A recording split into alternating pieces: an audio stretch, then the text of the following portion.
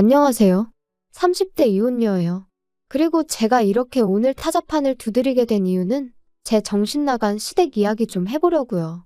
사실 벌써 남편과 남남이 된 지는 7개월이나 흘렀고 그래서 어느 정도는 충격에서 벗어났다고 생각했는데 그래도 명절이 돌아오니까 작년 이맘때쯤이 생각나면서 제가 겪었던 그 지옥 같은 날들이 또다시 떠오르네요.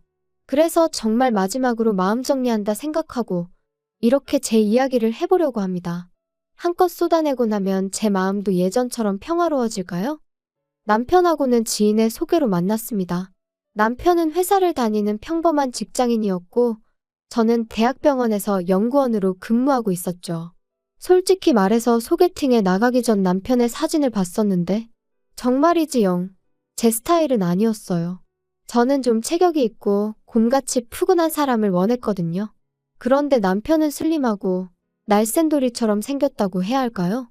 하지만 지인이 저더러 실물이 훨씬 낫다며 일단 한번 만나보라고 어찌나 성하던지. 그리고 나중에서야 들었지만 남편도 제 사진을 봤었답니다. 그런데 남편은 제가 너무 마음에 들었대요. 그래서 지인한테 커피도 사주고 밥도 사주며 어떻게든 자리만 만들어달라고 부탁을 했었다고요. 일단 자리만 만들어지면 자기가 어떻게든 제 마음을 사로잡겠다면서. 아무튼 그래서 만나게 된 거예요. 하지만 아니나 다를까 처음 몇 마디를 나눴을 땐 역시 내 스타일이 아니구나 싶었습니다. 왜냐하면 서로 공통점이라곤 하나도 없는 것 같았거든요. 좋아하는 음식이나 영화 그런 것도 전혀 달랐고. 그런데 그런 저희가 통한 건 다름 아닌 운동이었어요. 남편은 다른 운동은 별로 좋아하지 않는데 유일하게 종종 즐기는 게 등산이라대요. 그리고 저는 남편에 비하면 다양한 운동을 즐기는 편이었는데 등산만큼은 제대로 해본 적이 없었지요. 혼자서 산을 오른다는 게 왠지 걱정도 되고 길이라도 잃을까 무서워서 말이에요. 그런데 제가 이런 이야기를 하자 남편은 자기 말로는 자기가 별명이 날다람쥐일 정도로 산에서는 날아다닌다며 언제 한번 같이 가자고 한껏 너스레를 떠는데 실제로 등산 실력이 어떤지를 떠나서 제 앞에서 익살스럽고 너스레를 떠는 그 모습이 마음에 들었어요. 그래서 조만간 등산 한번 같이 가자는 남편의 말에 못 이긴 척 좋아요했던 게 부부의 연으로 이어질 줄은 몰랐네요. 남편도 저도 각자 일로 바쁘다 보니 데이트는 일주일에 한 번 그것도 산에 오르내리는 게 전부였어요. 그리고 그 정도로 같이 할 시간이 짧다 보니 서로 힘들고 지치는 이야기보다는 좋은 얘기, 재밌는 얘기를 주고받는 일이 대부분이었죠. 그리고 솔직히 그때는 그게 서로에게 유익한 일이라고 생각했습니다. 가뜩이나 회사 생활을 비롯해 여러 가지 일로 받는 스트레스가 이만저만이 아니었는데 같이 있을 때만큼은 그렇지 않았으니까요. 하지만 이혼까지 해본 제가 느낀 건 늘 서로 웃고 지낸다고 좋은 것만은 아닌 것 같아요. 가끔은 싫은 소리도 오가고 다퉈보기도 하고 여러 가지 면을 미리미리 겪어봤어야 했는데 사람이 원래 예상치 못한 상황에서 본 모습이 나온다고들 하잖아요? 그렇게 치면 남편이나 저나 둘 다 결혼 전 서로의 본 모습을 보여줄 기회가 너무 많이 부족했다 싶거든요. 결혼 당시 시댁으로부터 받은 도움은 없어요. 시댁 형편이 썩 좋지가 않았거든요. 그리고 일단 분명히 말해두건데 저는 신경 쓰지 않는데 그럼에도 불구하고 사람들은 제가 부모님이 안 계시다 하면 처음부터 뭔가 불안한 표정으로 저를 보더라고요. 안쓰러워하는 표정도 있고 어딘가 모난 구석이 있진 않을까 하고 살피는 표정도 있고 솔직히 유쾌하진 않지만 20살 이후로 워낙 자주 겪어서 소위 인이 배겼다고 하죠? 제가 딱 그랬어요. 그리고 적어도 나는 다른 사람한테 부모님은 살아계신지 재산은 있는지 그런 거에 관심을 갖지 말자고 생각하게 되었죠. 그래서 남편이 아버지가 안 계시다 했을 때 별로 신경 쓰지 않았어요. 다만 아버님이 돌아가신 뒤 가세가 기울어 집에 돈이 없다는 이야기를 할 때는 그래도 내 처지가 나은가 하는 유치한 생각이 들긴 하더라고요. 저는 어머니가 돌아가시면서 아파트 한 채랑 어느 정도 재산은 남겨주고 가셔서 그렇게 먹고 사는데 큰 걱정은 없었으니까요. 어머니가 남겨주신 아파트는 아버지의 도움 없이 어머니가 오롯이 혼자 일궈내신 재산이었어요. 어디서부터 말해야 하나 싶은데 일단 저는 아버지에 대한 추억이 거의 없습니다. 워낙 일찍 돌아가셨거든요.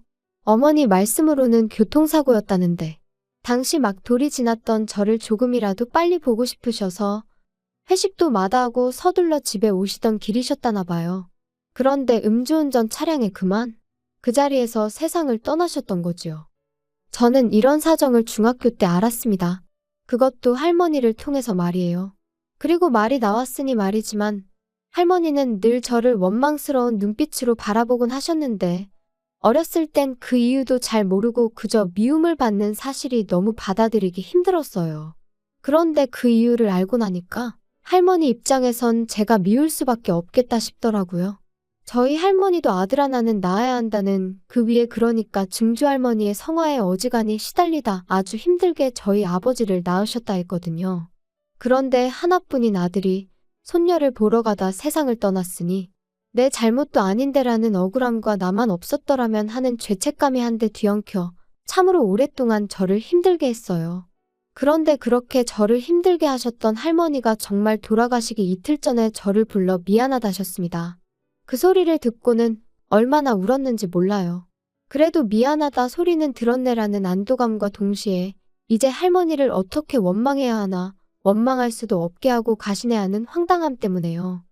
아무튼 아버지가 돌아가시고 이후로 저희 어머니는 무슨 일이든 닥치는 대로 하셨어요. 설거지, 건물 청소 그런 건 뭐 기본이었고요. 마늘밭이 돈을 많이 준다 해서 거기 가셨다가 아주 생으로 앓느라 몇 날 며칠 꼼짝을 못 하신 적도 있지요. 그리고 그렇게 벌어서 마련하신 집이 지금 제가 살고 있는 이 33평의 아파트입니다. 처음에 이 집에 들어왔을 때 환하게 웃으시던 어머니의 얼굴이 지금도 얼마나 선명한지 몰라요. 그래서 제가 다니는 직장에서 거리가 좀 있긴 해도 제 입장에선 파는 건 말도 안 되는 일이었지요. 그런데 남편이랑 결혼 이야기가 나오자 남편이 먼저 제 아파트 이야기를 꺼내며 거기서 신혼살림을 차리는 건 어떻냐대요. 그리고 저는 고민할 것도 없이 싫다고 했어요. 당시 남편도 돈이 있다고 했고 저도 돈이 있었으니 그 돈에 대출을 더해 새로 집을 구하면 되는 상황이었고 무엇보다도 그저 제 아파트는 비워두고 싶었어요. 제 마음 기댈 곳이 필요한 날 친정이다 생각하고 찾고 싶었거든요. 게다가 진작에 이런 이야기는 몇 번이나 남편하고 나눴던 차였기에 뜬금없이 신혼살림을 거기다 차리자 하는 남편이 어이가 없었죠. 하지만 남편은 계속해서 언제까지 돌아가신 분한테 매달리며 살 거야? 돌아가신 어머님도 그러라고 남겨주신 집은 아닐 텐데. 돌아가신 분한테 매달리는 게 아니고 그냥 아직 내가 준비가 안 됐다니까. 그리고 까놓고 말해서 내가 오빠보다 돈을 덜 모은 것도 아니고 오빠 말대로 반반 결혼할 수 있다는데 왜 자꾸 내 아파트에서 신혼살림을 시작하자는 거야? 분명히 말해두는데 나 싫어. 뭐 언젠가 내 마음이 좀 정리가 되면 그땐 나도 또 마음이 달라질지 모르지만 아무튼 지금은 아니야. 당분간은 그럴 일 없으니까 그 집은 그냥 없는 집이다 생각해. 그리고 결국 저희는 그렇게 작은 빌라에서 전세살이를 시작했습니다. 어머님도 남편도 멀쩡한 아파트를 두고 전세살이가 웬 말이냐며 투덜거렸지만 저는 아무렇지도 않았어요. 후회도 없었죠. 한편 그렇게 결혼한 지 어느덧 2년차가 되던 때였습니다. 신우가 만나는 사람이 있다며 재혼을 하게 될지도 모르겠다는 소식을 전해왔어요. 그리고 저와 신우의 관계는 썩 좋은 편은 아니었지만 그때만큼은 진심으로 축하한다 전했습니다. 신우와 인간 대 인간으로선 맞는 구석이라곤 하나도 없었지만 그래도 어쨌든 혼자 시조카를 키우는 걸 보면 짠한 마음이 안 드는 건 아니었으니까요. 돌아가신 친정어머니 생각도 났었고 참고로 왜 사이가 안 좋았냐 하시면 자기가 혼자 아이를 키운다는 이유로 주변으로부터 바라는 게 참 많았어요. 양보와 배려, 뭐 그런 건 기본이었고 금전적인 지원이나 물질적인 지원도 거침없이 내놓으란 식이었죠. 계절마다 아이 옷을 사달라, 신발을 사달라 뭐 그런 건 기본이었고 저랑 남편이 제주도를 다녀온 적이 있는데 그걸 알고는 자기 애, 그러니까 시조카도 좀 데려가 주지. 시조카네 반 아이들은 다 미국이고 유럽이고 다녀오는데 불쌍하지도 않냐면서 저희한테 서운하다 어쩐다 그러더라니까요. 그러니 저로서는 하나 해주면 두 개를 바라는 신우가 부담스러울 수밖에 없었고 그렇게 자연스레 거리를 두게 되었죠. 그런데 그런 신우가 재혼을 할 것 같다 하니 참 잘됐다 싶었어요. 하지만 재혼 이야기가 나오고 석 달쯤 지났을 무렵이었을 거예요. 남편한테 물어보진 않았지만 헤어졌나 왜 가타부타 말이 없지 하고 속으로 생각만 하던 때였죠. 퇴근한 남편이 싱글벙글 웃으면서 저더러 얘기 좀 하게 여기 좀 앉아봐 그러대요? 왜? 무슨 일 있어? 기분 좋아 보이네? 좋지. 희진이 2달 후에 식을 올리기로 했다나 봐. 아, 정말? 잘 됐다. 너무너무 잘 됐어. 그런데 자기가 좀 도와줘야 돼. 아니, 따지고 보면 자기한테 일방적으로 도와달라는 건 아니고 자기한테도 좋은 일이고. 뭐야? 뭔데 이렇게 자꾸 돌려 말해? 나 돌려 말하는 거 싫어하는 거 알잖아. 그게 희진이는 재혼인데다 애도 있잖아. 그런데 남자 쪽은 초혼이래. 그래서 남자 쪽 부모가 어지간히 희진이를 못마땅해 하나 봐. 너는 뭐 안 겪어봤으니 모르겠지만 희진이가 엄청 힘들어하고 있어. 아, 정말? 속상하겠다. 그러니까. 그래서 남자 쪽에서 한 1억이라도 해오면 어떠냐? 그러면 어머니가 좀 잘 봐주시지 않겠냐? 그런 소리를 했다대. 어휴, 뭘 또 그렇게 부담을 줘. 그리고 1억이 적은 돈도 아닌데. 돈은 있대? 걔가 무슨 돈이 있겠어? 이혼할 때 위자료도 한 푼도 못 받았고 지금 양육비도 제대로 못 받고 있는데. 그럼 어떡해? 그래서 뭐 지금 어머니랑 사는 빌라를 팔까 어쩔까 그러고 있나 봐. 그러면? 그거 어머님 놓으라며. 그거 팔면 어머님은 어떡해? 그럼 설마 우리가 모셔야 되는 거야? 그래서 말인데 자기도 우리 어머니랑 사는 거 불편하잖아. 그치? 뭐, 솔직히 편하진 않겠지. 그러니까 나 정말 자기 고생시키기 싫거든. 말이라도 그렇게 해주니 고마워. 그렇지만 그 빌라 팔고 나면 어머님은 정말 어떡해? 그래서 희진이가 하는 말이 자기가 어머니를 모시겠다면서. 대신 자기 비워놓은 그 아파트 있잖아. 거기에 좀 들어가서 살게 해달라네. 아니, 희진이랑 결혼할 남자도 가진 건 없나 봐. 그래서 까딱하면 그 남자 본가에 들어가 살아야 되는데. 그러면 이제 영진이가 9살이잖아. 얼마나 말썽을 피워대겠어? 그럼 이제 천덕꾸러기 취급받는 건 시간 문제 아니겠어?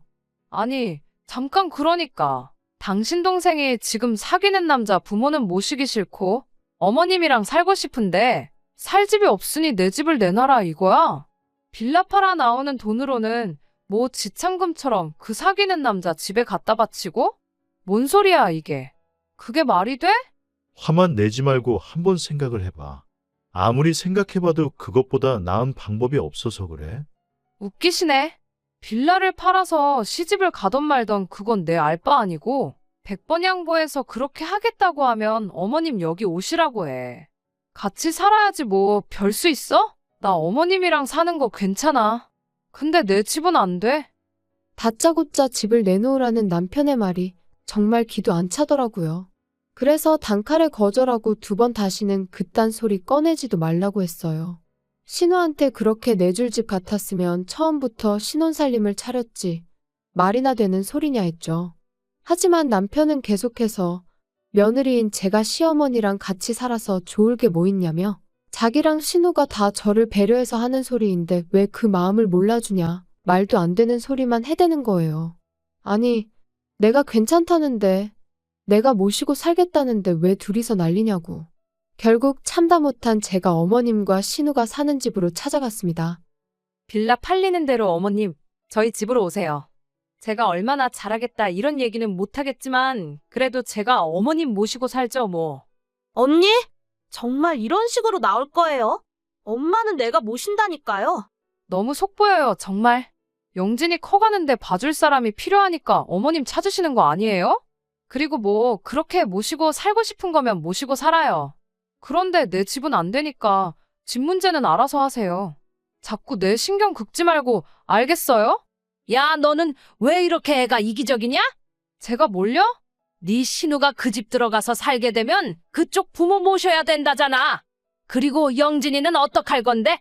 너 그 어린 게 그 집에 들어가서 구박이라도 받으면 네가 뭐 책임질 거냐? 그걸 제가 왜 책임을 져요? 그리고 저도 할 말은 해야겠네요. 솔직히 재혼 자리가 쉬운 거 아닌 거 어머님도 아시잖아요. 하지만 뭐 신우가 그렇게 한다니 그거에 대해선 제가 뭐 이래라 저래라 말은 안 하겠지만 적어도 남한테 피해는 주면 안 되는 거 아니에요? 왜 저까지 못 살게 구냐고요. 아무튼 어머님, 저희 집으로 오세요. 저랑 살아요. 아시겠어요? 아이고, 안 간다니까. 난 너랑 살기 싫어. 내 딸이랑 살 거야. 그냥 집만 내주면 되는 걸 진짜 너도 유난스럽다. 어머님과 신우, 그리고 저 세 사람이 한창 실랑이를 한 끝에 집에 왔어요. 그리고 남편과는 한 일주일 동안 서로를 마치 유령 취급하며 지냈죠. 솔직히 저럴 거면 왜 집에는 꼬박꼬박 들어오나 싶더라고요. 그냥 나가버리지. 아무튼 저는 까놓고 불편한 건 하나도 없었어요. 평소처럼 출퇴근하고 밥 차려 먹고. 반면에 남편은 불편한 게 한두 가지가 아니었겠죠. 지 먹을 거라곤 라면밖에 못 끓여 먹는 인간이었으니 옷도 안 다려주니까 오기로 그러는 건지 뭔지 군대까지 다녀온 사람이 지 셔츠 하나 다림질도 못해서 꼴사납게 나가더라니까요. 하지만 뭐 그러던지 말던지 내 알바냐 내버려뒀어요. 그랬더니 이제 더는 안 되겠다 싶었는지 저더러 얘기 좀 하자고 하더라고요. 용건만 간단히 해. 이제 뭐 사과할 마음의 준비라도 된 건가? 사과는 무슨, 내가 너한테 뭐가 미안해야 되냐? 너야말로 이제라도 우리 어머니랑 내 동생한테 사과해라. 그 두 사람이 너 때문에 얼마나 속상해하고 서운해했는지 알아? 야, 너 솔직히 내 동생이 재혼하는 거 싫지? 싫어서 지금 회방 놓는 거지? 아니, 이건 또 무슨 소리야. 내가 왜 신우 재혼을 방해하니? 재혼을 하든 사혼을 하든 사혼을 하든 난 상관없어. 단지 내 집을 왜 탐내냐 이거야. 그리고 어머님을 내가 모시겠다는데 도대체 뭐가 문제야? 밖에 나가서 아무나 잡고 물어봐. 오갈 곳 없어지게 생긴 어머님을 모신다는 며느리랑 안 온다고 버티면서 며느리 집이나 내놓으라는 어머님이랑 누가 더 이상한 건지. 우리 엄마는 희진이랑 살고 싶다시잖아. 영진이도 키워주셔야 된다고. 아니, 효도도 부모님이 원하시는 대로 해드리는 게 효도지. 너 하고 싶은 대로 하면 그게 효도냐? 아우, 알았어. 그럼 안 모시면 될 거 아니야? 하지만 그런다고 내 집도 못 들여. 나 지금 분명히 말하는데 안 모셔. 넌 진짜 이기적이다. 너 이렇게 이기적으로 살 거면 결혼은 왜 했냐? 뭐? 내가 그럼 뭐 당신하고 어머님 그리고 신우 입맛대로 꼭두각시 마냥 살려고 결혼한 줄 알았어? 당신이야말로 결혼이 뭐라고 생각한 거야? 진짜 어이없네. 우리 둘 다 결혼 잘못한 거 맞지? 그래, 이쯤에서 갈라서자고. 그리고 결국 허무하게도 그렇게 저희의 짧은 결혼 생활은 막을 내리게 되었습니다. 남편은 남편대로 저한테 질릴 대로 질렸다고 난리였고 저는 그런 남편에게 이혼해 줄 테니 재산 딱 반반 갈라서 그걸로 네 여동생 시집을 보내든 어머님을 요양원으로 모시든 아니면 네가 다 데리고 살든 네 마음대로 하라고 했어요. 이번에 어떻게 잘 넘어간들 다음에라고 제 아파트 넘보지 않을 거라는 보장도 없고 솔직히 제가 벌어서 산 아파트면 그래 좋은 게 좋은 거다 하고 신혼살림부터 아예 거기서 차렸을지도 몰라요. 하지만 제가 분명히 거긴 제 친정이나 다름없는 곳이라고 유일하게 마음을 내려놓고 쉴 수 있는 곳이라고 몇 번이나 이야기를 했는데 결국 그런 제 사정은 남편에겐 안중에도 없었다는 거잖아요. 그런 인간하고 한 입을 덮고 더 살아서 뭐 하겠나 싶더라고요. 내 마음 하나 알아주지 않는 사람들이 가족 운운하는 것도 더는 못 봐주겠고 솔직히 오늘처럼 온 가족이 모이는 명절이 되니 가슴 한구석이 뻥 뚫린 것 같이 허전한 이 마음은 숨길 수가 없어요. 이런 날은 아무리 속속들이 제 사정을 아는 친구들이라고 해도 거기다 아쉬운 소리 하고 싶지도 않고요. 그래도 또 이렇게 한층 더 단단해지는 거라고 스스로 그렇게 되뇌어 봅니다. 저에게도 언젠가 봄날이 올까요? 조금씩 따뜻해지는 지금처럼 제 마음도 언젠간 따뜻해지길 바라봐도 되겠지요.